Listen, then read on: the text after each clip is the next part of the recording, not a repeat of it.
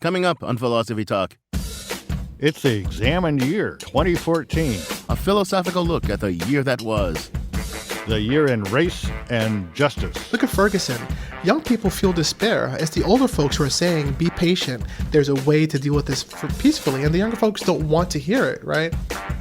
The year in academic freedom. At bottom, I think this decision was an enormous insult to the students at the University of Illinois, as much as it is a larger problem for the First Amendment. The year in neuroscience and the brain. Within the limits of our nervous system, we create a universe that we experience through our brain projected onto the mind. To think we're coming even close to understanding all there is would be a joke. What happened in 2014 that made us question our assumptions, think about things in new ways? 2014, the examined year. Coming up on Philosophy Talk.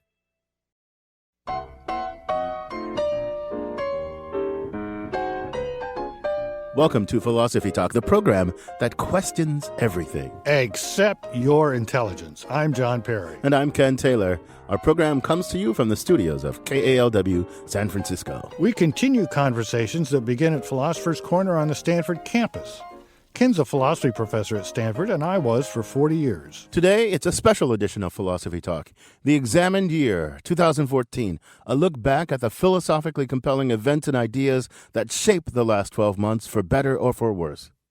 2014 was a year of fraught relations between law enforcement and African Americans. Fatal killings of unarmed black men by white police officers first led to massive protests around the country. And then the failure of grand juries to indict the officers in two high-profile cases set off even more protests. To talk about the fraught year in race and justice, we'll be joined by Chris Lebron from Yale University.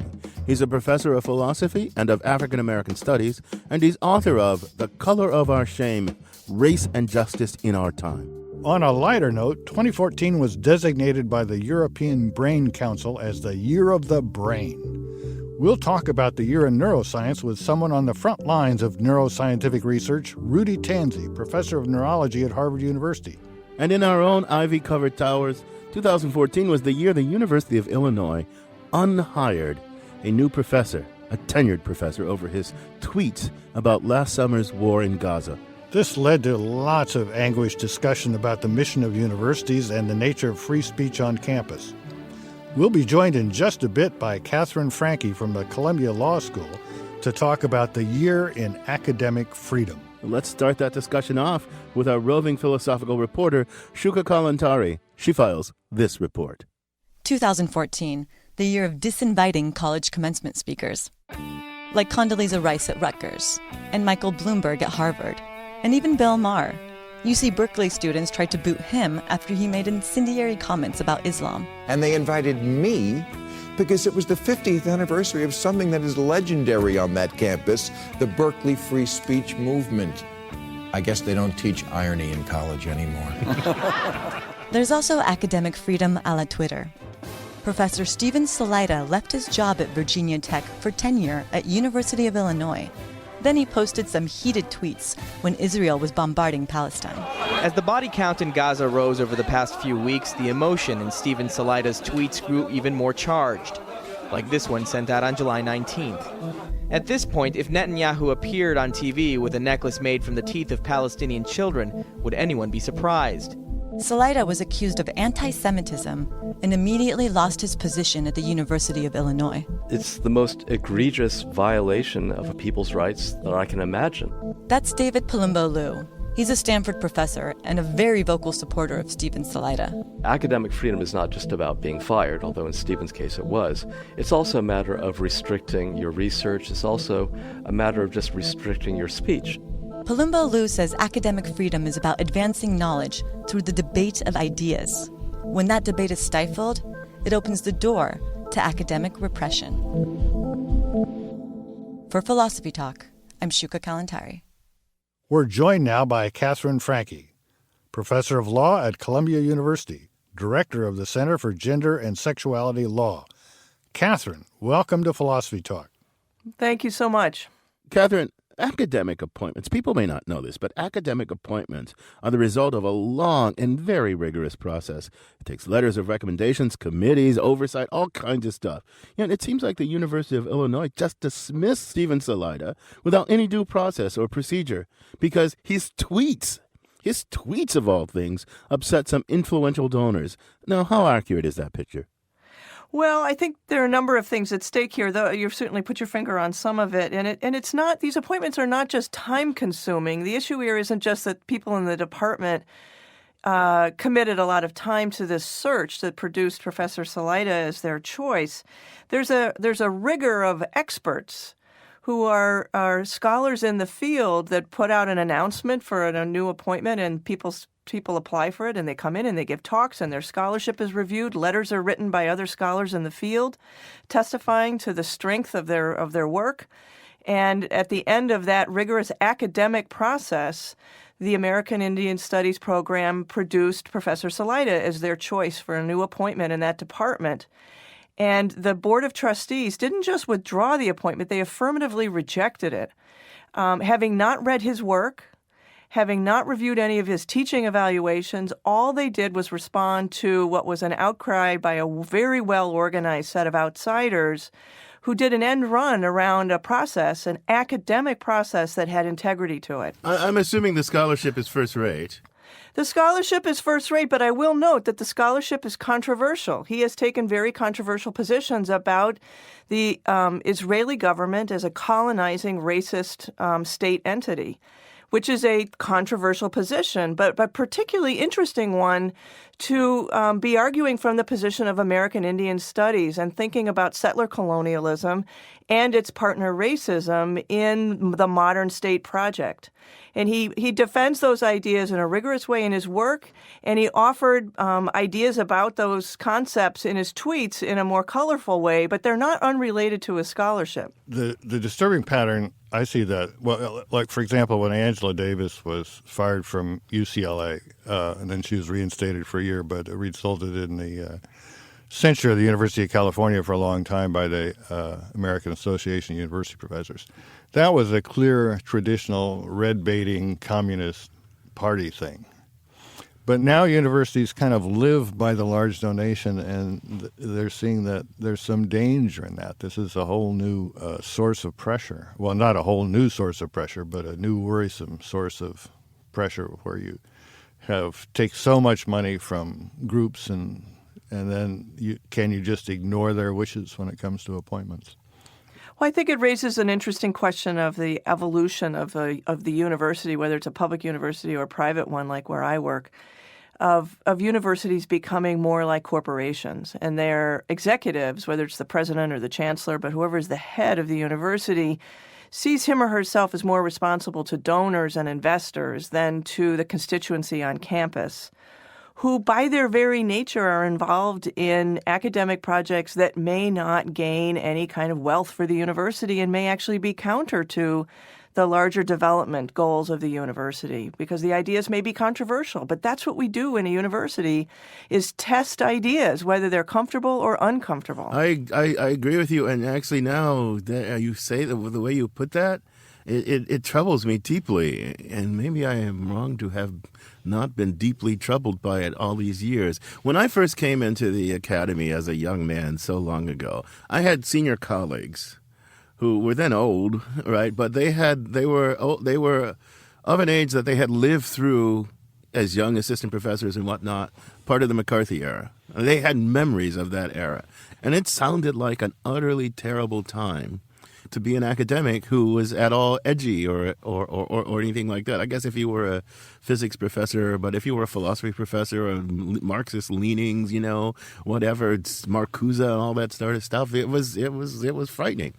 And it sounds to me that there's a danger not of a kind of new McCarthyism not coming from the government, but coming from the funding sector that says, look, we don't want these things and we want those things. And I mean, how can That's exactly right. And, many of the students at the University of Illinois have voiced enormous frustration that their interest in having a diversity of ideas on campus in the classroom and in the research that the faculty are doing has been insulted by the chancellor stepping in and deciding, and the board of trustees deciding that they are too vulnerable to hear Professor Salida's ideas. And at bottom, I think this decision was an enormous insult to the students at the University of Illinois, as much as it is a larger problem for the First Amendment. Yeah, so this is a deep question. I wondered about this because I was reading about some of this stuff that happened at Berkeley and a student letter of protest saying that the university had the obligation to protect students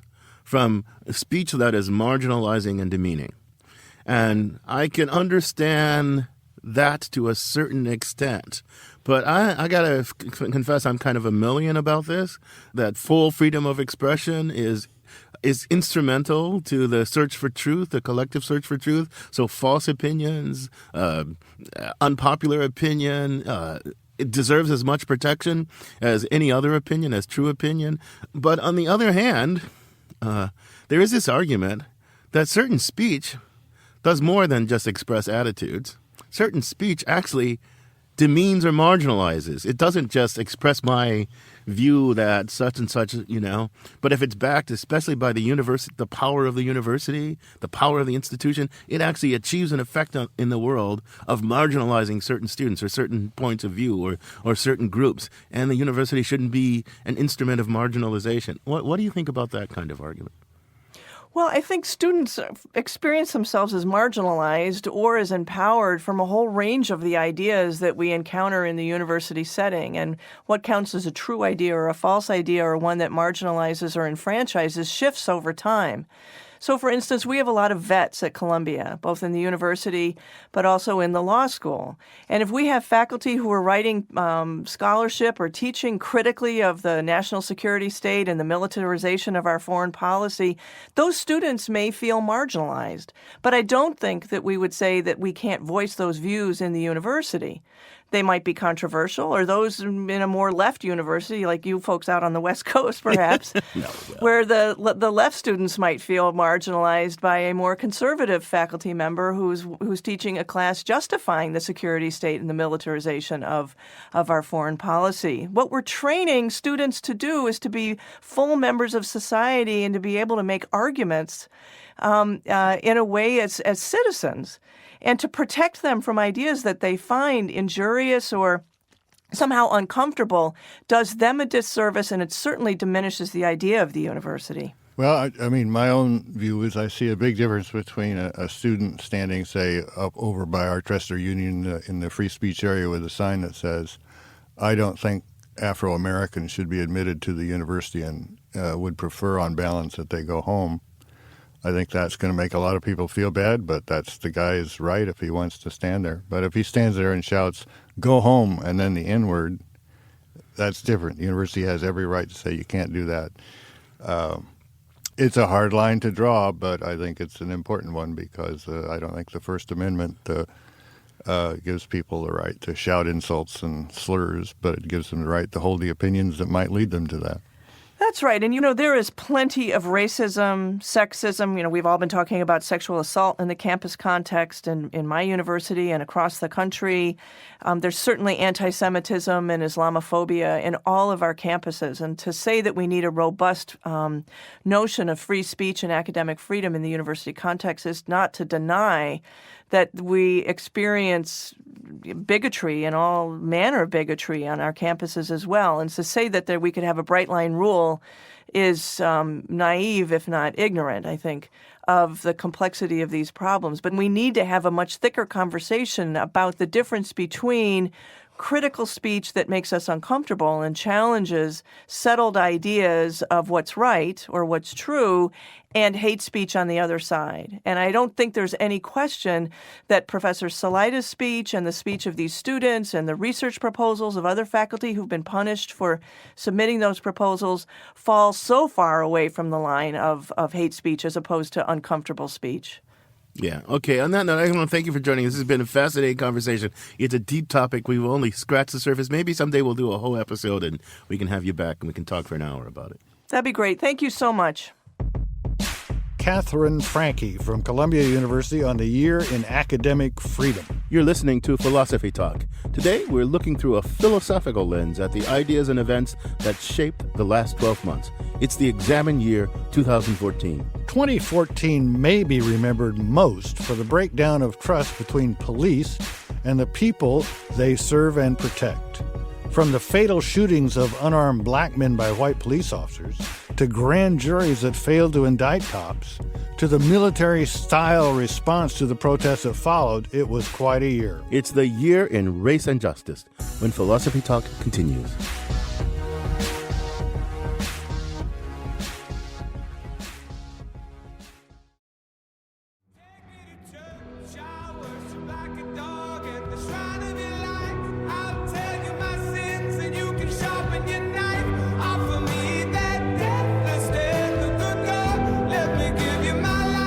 We're looking back at 2014 here on Philosophy Talk. I'm John Perry. And I'm Ken Taylor. We're taking a philosophical look back at some of the events and ideas of 2014. Events and ideas that challenged our assumptions and made us think about things in new ways. We turn now to the year in race and justice, beginning with a dispatch from the front lines by our roving philosophical reporter, Shuka Kalantari. You want to know how many people are shot by police officers each year? Me too. There's no reliable national data available. We do know that in 2014, over 24 unarmed people of color were killed by police officers. My name is Oscar. Mackenzie Cochran, age 25, killed while being restrained by mall security guards in Southfield, Michigan. Yvette Smith, age 47, shot and killed on her front porch in Bastrop, Texas. Victor White, age 22, Liberia Parish, Louisiana. They say Victor shot himself, handcuffed in the back of a police car. Fruitvale. Eric Garner, 43, Staten Island, New York. Eric tells police officers, "I can't breathe," 11 times before he dies from a chokehold. Put your hand behind your back. I can't breathe. I can't breathe. I can't breathe. Romaine Brisbane, 34, Phoenix, Arizona. Killed after a police officer mistook his bottle of pills for a gun. Tamir Rice, 12 years old, shot and killed in Cleveland, Ohio for carrying a BB gun. Apology.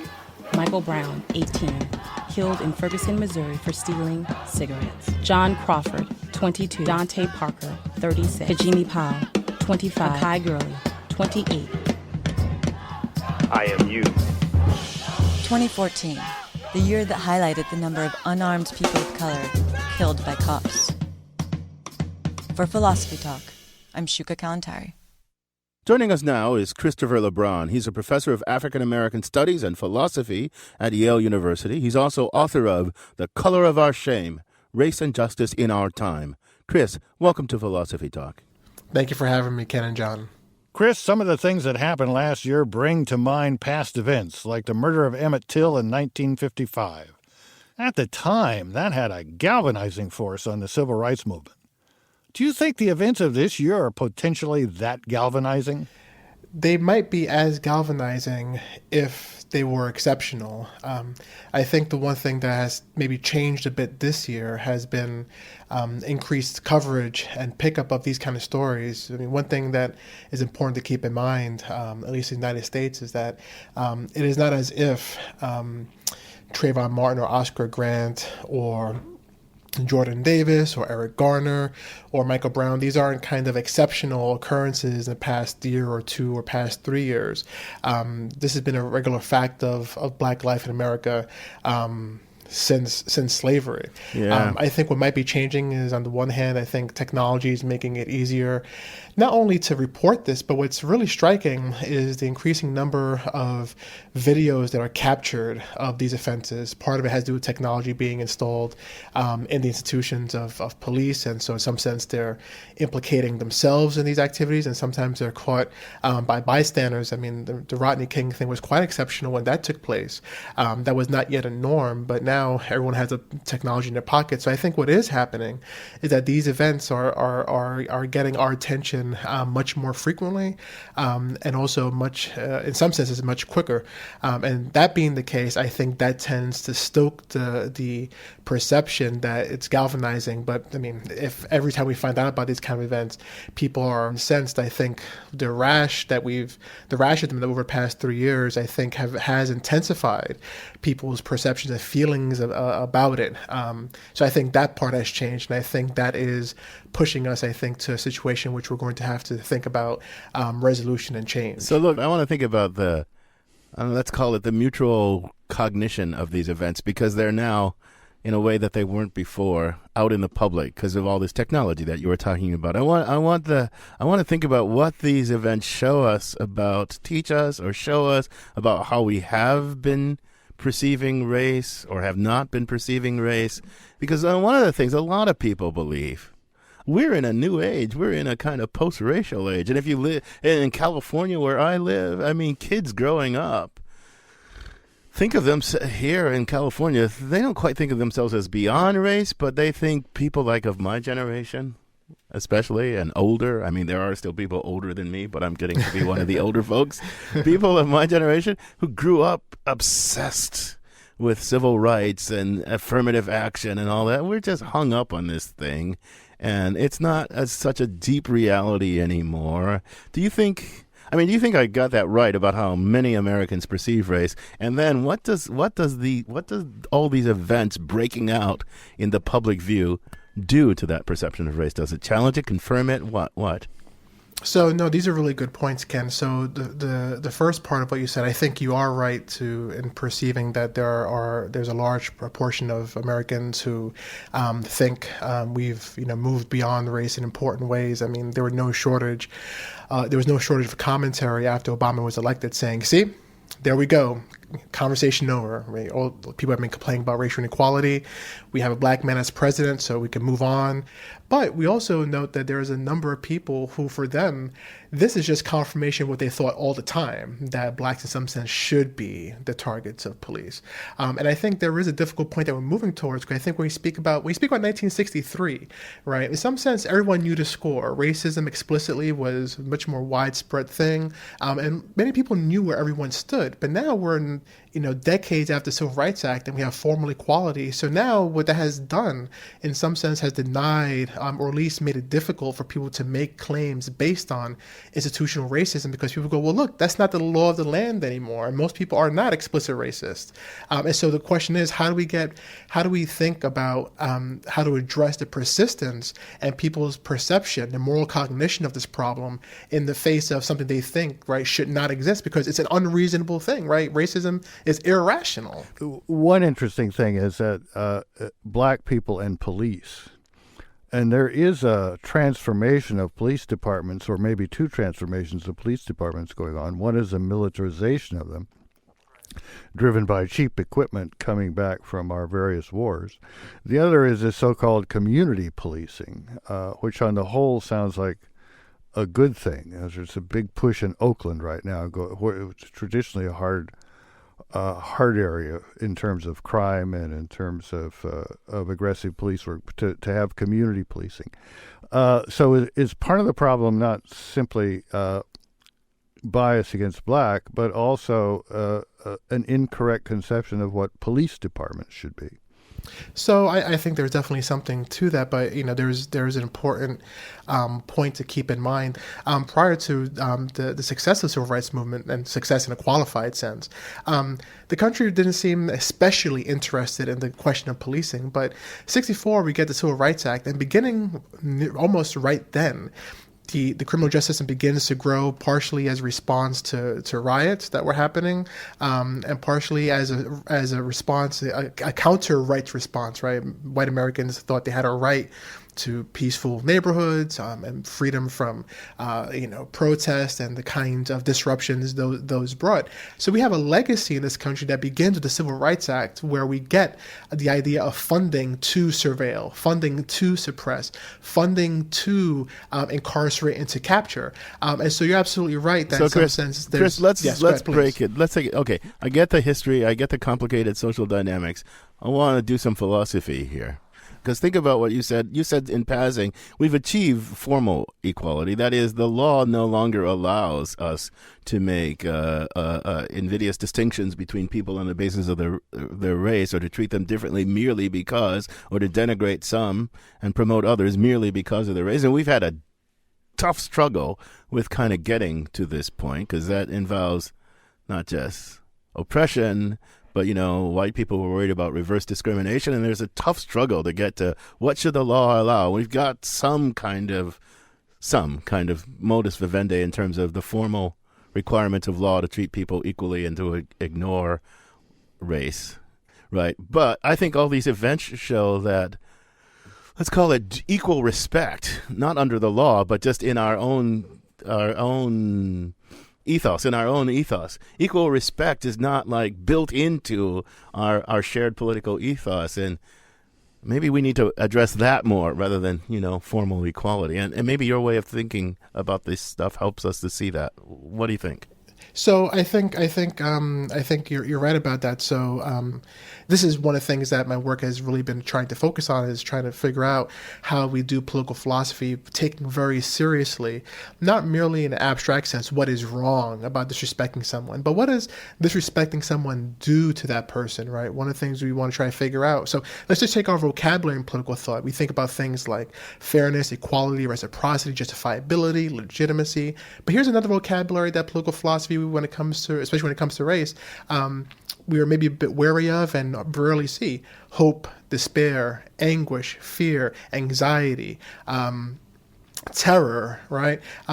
So when we broaden our moral vocabulary to include these kinds of concepts, this is when you begin to think, and I think in a deeper, maybe less systematic fashion, because these concepts I don't think they're as susceptible to the kind of neat analysis that analytic philosophers prefer. And so this is the kind of thing I've been trying to think about.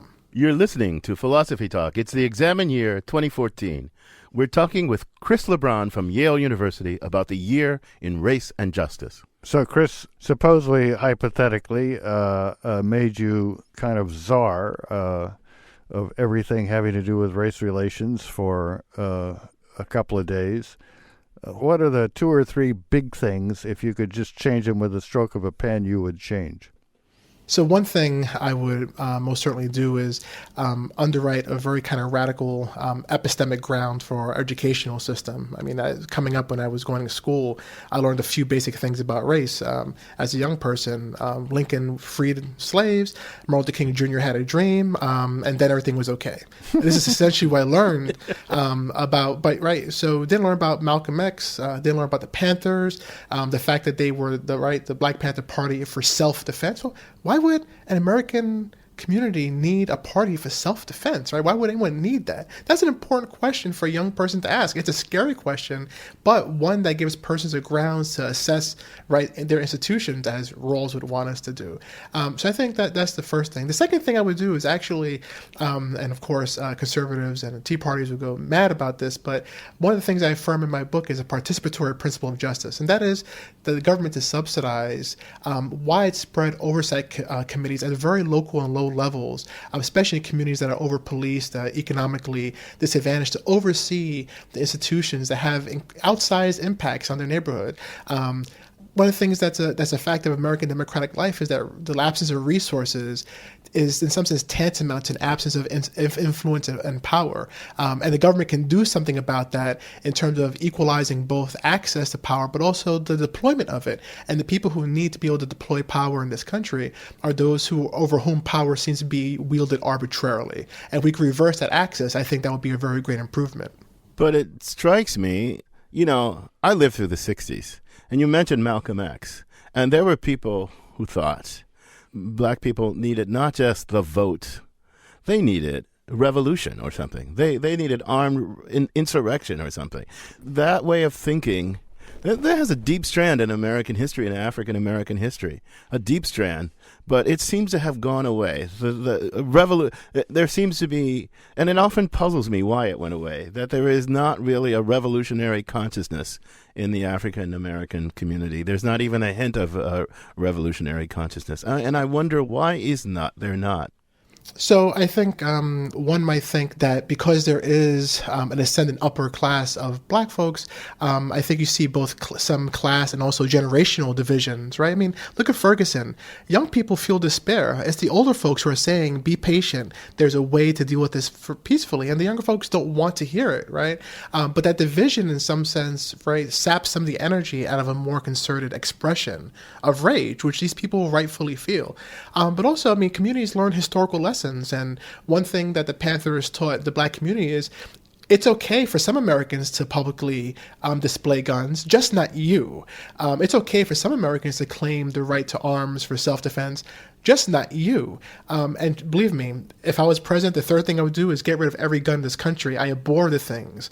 But to the extent that this country seems to be unable to shake its love affirmation for the Second Amendment and what that entails for ordinary Americans, blacks have been taught in this country that the very basic idea of self-defense, right? Not equal rights, not inclusion, not fairness, that the very idea of self-defense does not apply to them. It is not within the domain of the things that they can expect to demand. And so that historical lesson is a very debilitating historical lesson. So they have to, in some sense, reconstitute their various complaints in these other ways that are far from revolutionary. So I think I would say that those are two things that explain the loss of revolutionary consciousness, even though I'm sure we could think of some other things given some time. Yeah, it's a complicated stuff. This is really rich and complicated stuff. I sometimes despair of the possibility of true democracy in the United States. I should point out that people like Malcolm X or Bobby Seale in today's world might well have been diverted into the prison system before they had a chance to get a revolutionary perspective out into the world. I think that's probably right. So so along with Ken, I often feel despair as well. But I'll also keep on to the hope that with people out there thinking about these things and having forums like Philosophy Talk Radio, we could do a small part to keep the conversation going. There you go, Chris. Thank you so much for lending us your insight on this tough stuff. Thank you, Chris. Thank you for having me.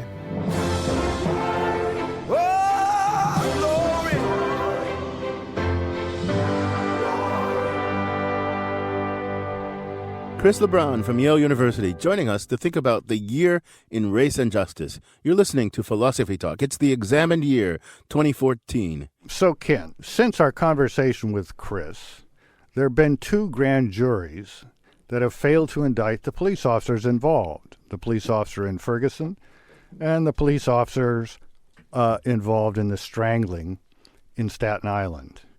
So, do the deliberations of these grand juries suggest to you that maybe these guys weren't so guilty after all?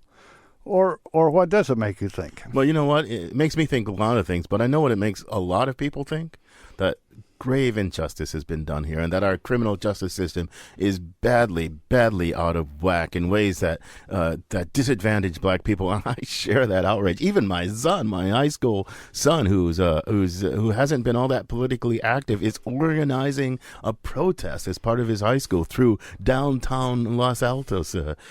So I think it's a big deal. I hope and believe.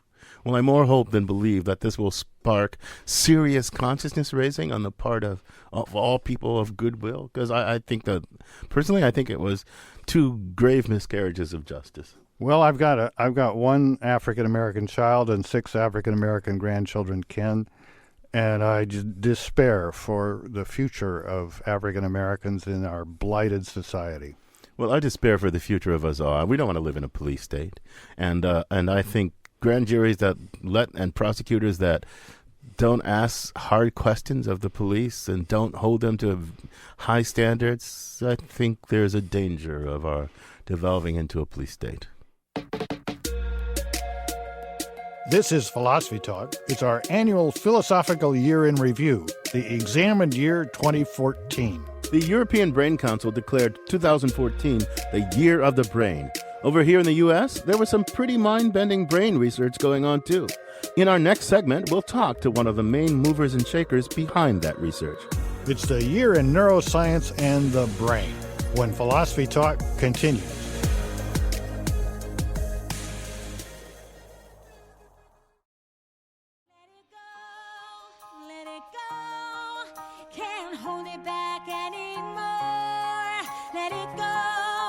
Let it go, turn looking back at 2014 here on Philosophy Talk. I'm John Perry. This is Philosophy Talk, the program that questions everything. Except your intelligence. I'm Ken Taylor. We're taking a philosophical look back at the past 12 months. Right now, the year in neuroscience and the brain. Our roving philosophical reporter, Shuka Kalantari, has set both her mind and her brain on the subject, and she files this report. Let's start big, like $46 million big.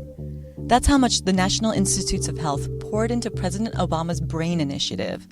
Here, the NIH director explains the initiative.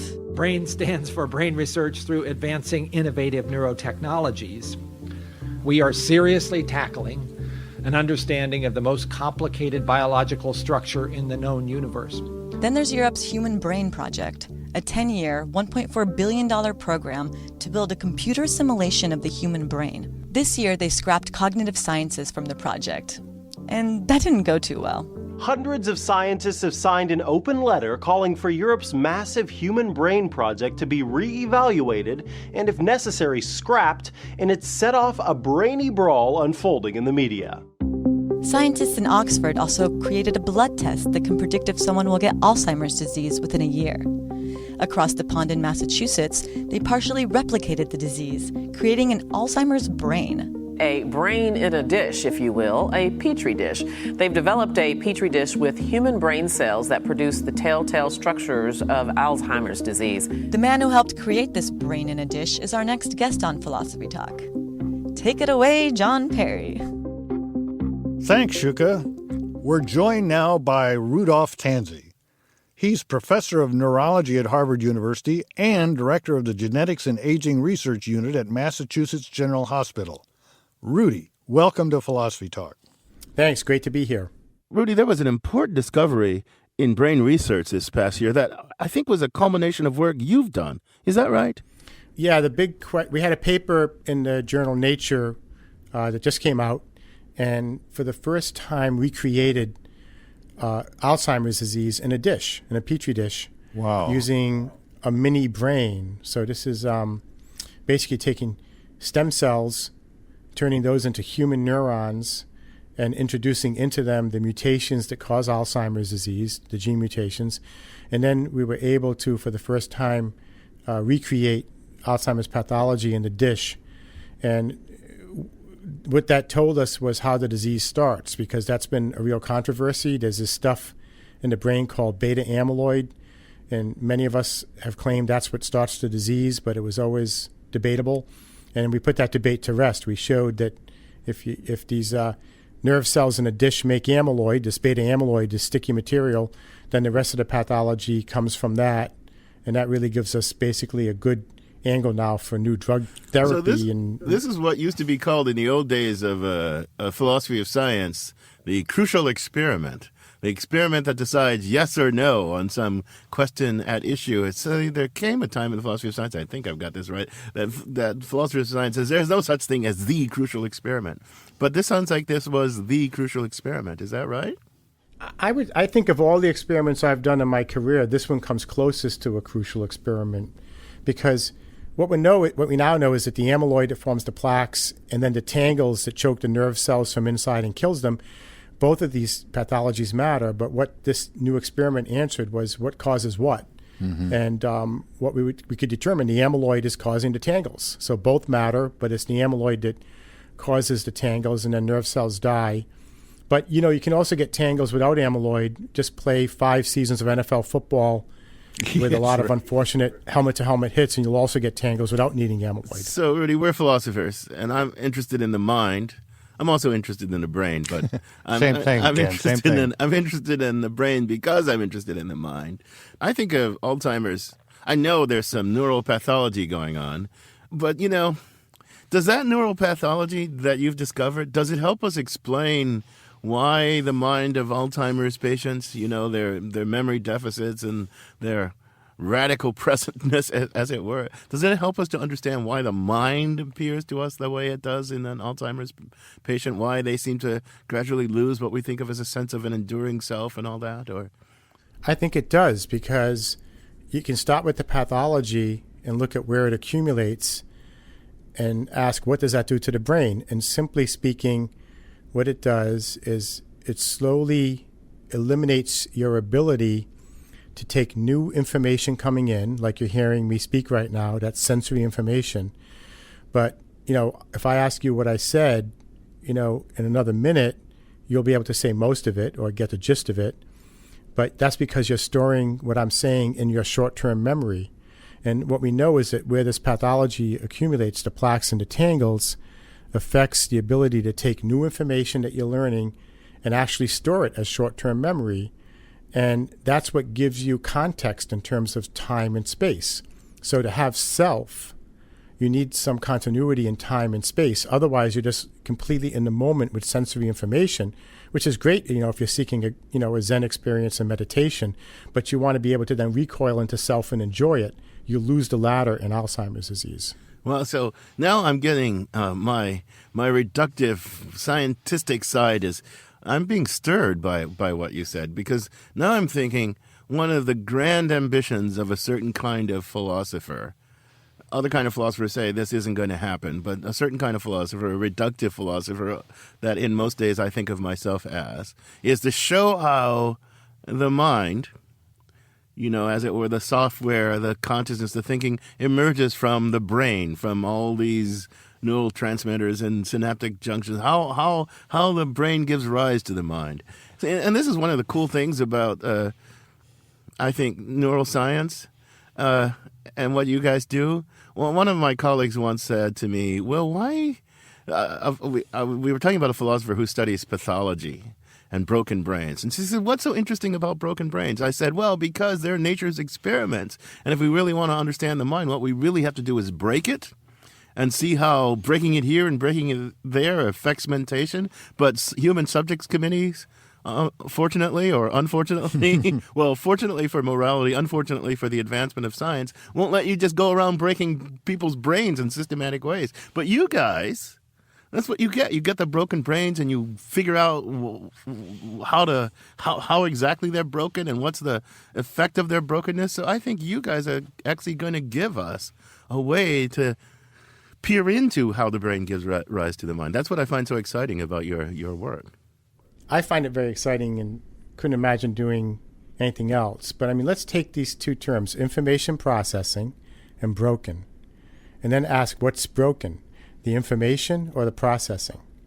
Now, when you think about what we've learned about the brain, and most of the studies, I'm a neuroscience, I have a doctorate in neurobiology, and so had to study basically a lot of neurophysiology. And what we've learned is how do neurons record information, categorize it, associate it, maintain it, and recall it. And you can recall it based on various associations. Anytime you learn, all learning is based on associating new things with what you already know. So we understand how neural networks do that: record, maintain, store, recall.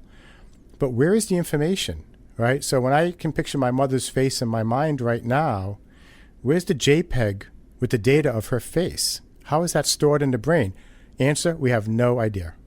Right. How do you store a feeling in the brain? How do I actually store a complex feeling in a neural network? I can understand how I recall the feeling, but how to store it, we still don't know. That's why I still lay open as a scientist the question of mind versus brain and who's generating who. So it sounds to me like the problem with Alzheimer's is a little bit like you had a computer and, all the files are intact. The keyboard works, the stuff appears on the screen, but you can't use the save button. And that would be an enormous thing to know about your computer, why it wasn't working. And it would suggest you might be able to fix it. But it really wouldn't disclose the miracle of computers, which I guess some people understand, although not me. I think it's a good analogy. In Alzheimer's disease, just like you said, not only can you not save what's on the screen on the computer, but in full-blown Alzheimer's, what you write on the screen is disappearing as you type it. Yeah. Mm-hmm. So it's even worse. And I have friends, I meditate a lot, and I have friends who meditate, and they say, wow, but that doesn't sound so bad. You're living in the moment. I'm like, yeah, but it's great to live in the moment if you know you're living in the moment. You have to, if there's no one to know you're living in the moment, then what's the point? You're listening to Philosophy Talk, the examined year 2014. We're talking about the year in neuroscience and the brain with Rudy Tanzi from Harvard University. 2014 was the year of the brain in Europe, right? They're mapping the brain the way the Human Genome Project mapped the human genome. You think that's a promising thing? It's going to yield great insight? I think to compare the mapping of the brain to the mapping of the human genome is a stretch. Mapping the human genome, we didn't just map it. We sequenced the human genome. We came up with the code, the genetic code for who we are. And then we learned that it wasn't even enough, that gene activity based on how we live our lives, our perspective, our stress level, our diet matters as well. And what they're doing with the brain is just asking how it's connected. It's a connectome rather than a genome. They're asking how different brain regions are connected. Well, that's going to teach us, again, how neural networks interact with each other and record and recall and associate information. But will it teach us where the mind is? Will it teach us anything about consciousness? I doubt it. So look, here's my closing thought about this. Okay, I think it's a really hard problem, but that is to reconcile what we know about the mind with what we're learning about the brain, to bring these together in one symphony that says, this is how these facts about the brain give rise or relate to these facts about the mind. I mean, I ultimately think it's a give rise, but I think you're illustrating that that's a hard problem. It's not just a problem in neuroscience. It's not just a problem that you can solve by, bearing your noses in the details of the brain. You gotta be able to do this thing, right, of somehow looking at the mind, looking at all you know about the brain, and then somehow bringing them together in a single picture. And the job for doing that, I think that's actually the job of scientifically informed philosophy. It's like philosophy and science together doing this thing. What do you think about that thought of mine? Yeah. In fact, I had dinner 2 weeks ago with David Chalmers, who coined the term the hard problem. Fascinating guy. And we talked about what is the role of a scientist, what is the role of let's say a neurophilosopher, and where do you find that common ground? And right now in science, as a neuroscientist, we can understand how the brain functions as a network of connections, memory traces, neurons firing to other neurons, turning them on, allowing you to record and recall information, to associate events of information. We can learn how when you're in deepest sleep, delta wave, slow wave sleep, that you consolidate short-term memories into long-term memories. That's why sleep is so important. But then when you get into the question of, well, what is consciousness? How is the brain actually producing for you the entire world you live in and all of its nuances? How do you do that with fat, protein, and water and electricity? And that is, like you said, that is the hard problem. Can we ever get to it scientifically? And the problem is we're always going to be a brain that you can argue is a product of consciousness trying to understand consciousness. So will you ever be able to break out of that box? And I don't know how to do it. Well, on that note of puzzlement, Rudy, I really have to thank you for joining us. It's been a fascinating conversation. I'd love to have you back for a whole hour sometime so we can really dig into some of these issues. I'd love to come back. Just let me know. Rudy Tanzi from Harvard University and his thoughts on the year in neuroscience in the brain. We invite you to contribute your thoughts about the year that was at our online community of thinkers at Philosopher's Corner, where our motto is Cogito ergo blogo. I think, therefore I blog. You can become a partner in the community of thinkers at our website, philosophytalk.org. And if you've enjoyed the show, we need your support to continue producing thought-provoking programs like this one. Please consider a donation. Help keep Philosophy Talk on the air and online. Now, a speed read through the ups and downs of 2014. It's Ian Scholes, the 60-second philosopher. Ian Scholes. When I was a kid, I didn't pay much attention to New Year. It was kind of fun to stay up till midnight, but I was 10. I wasn't really a drinking man. My folks weren't party animals either. We didn't have noisemakers. Even if we did, we wouldn't have used them. I mean, for crying out loud, it was the dead of winter, middle of the night. People were trying to sleep. But I do remember magazines, Time, Life, Look, Newsweek, Saturday Evening Post, Saturday Review. My folks loved magazines. Magazines would always have a year in review feature. A look back at the most important people and events of the year, which struck me as odd because even as a kid, I knew that the magazines were the ones who made these people and events important in the first place. And now magazines have fallen by the wayside. You think the yearly predictions and tributes and log rolling would have gone away as well. Those were all top-down judgments about what was worth remembering into the upcoming year and what should be thrown into the dustbin of yesterday's news. But oddly, The culture has become even more top-down. The only difference is the top is us. We make the people in events famous and important, then we vote on them again and again. Some old mainstream media are still hanging in there. Time magazine just made the Ebola health workers their person of the year. Used to be man of the year, remember that? Used to be an actual person, remember that? The New York Times just had a year-end feature showing the year's best actors in 9 kisses. See what they did there? They disrupted the traditional year-end best list by making it 9 instead of 10 and having them kiss, instead of just pouting at the camera the way movie stars used to do. You have to do something to set yourself apart from the pack because everybody's got a list. The big one, of course, is now Google. The top 10 searches of the year. And what were they? Well, from number 1, Robin Williams, the World Cup, Ebola, Malaysia Airlines, Flappy Bird, ALS Ice Bucket Challenge, ISIS, Ferguson, Frozen, and Ukraine. What the hell is Flappy Bird is my first question. And where are Joan Rivers' kale, Pharrell's hat, Kim Kardashian's butt, and Renee Zellweger's face? Well, don't worry, they're out there. There are lists everywhere. There are top 10 lists of top 10 lists and top lists of those. There are year-round lists. There are listicles. Stop making these sleep mistakes. Meet the 10 hottest young lesbians. Top 10 unreleased sex tapes. Top 10 people you never heard of making duck faces. Top 10 selfies. Top 10 things that killed our attention spans. Top 10 ways to get that list down to 7. 10 sexy ways to say what? Kittens, puppies, beheadings. We save old looks in Life magazines and put them in bags to sell at the antique mall. Well, the internet will never be old-timey. It's all there, brand new all the time. Books were supposed to outlast us, but they're going to be replaced by the internet. The internet will be around long after we are gone, and our children and their children. People looking will fade, but the people looked at will never go away. Information used to exist for us. Then we throw the magazines away. We can't do that anymore. We are there to help information, not the other way around. We'll be dust. Information will still be there. And will information even care that we're gone? Yes. It will care about us in 10 important ways. Click here for more. I gotta go.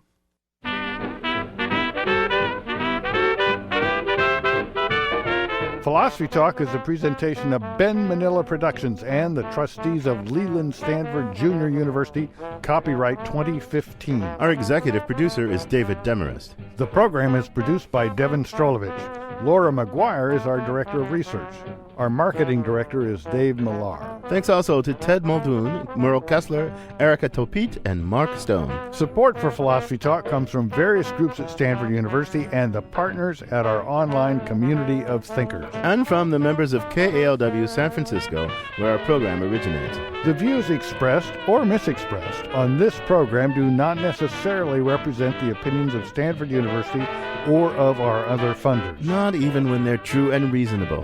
The conversation continues on our website, philosophytalk.org, where you too can become a partner in our community of thinkers. I'm John Perry. And I'm Ken Taylor. Thank you for listening. And thank you for thinking. The category top 10 signs you're a dumb guy. Yes! Yes! At last! Something I'll understand. Okay.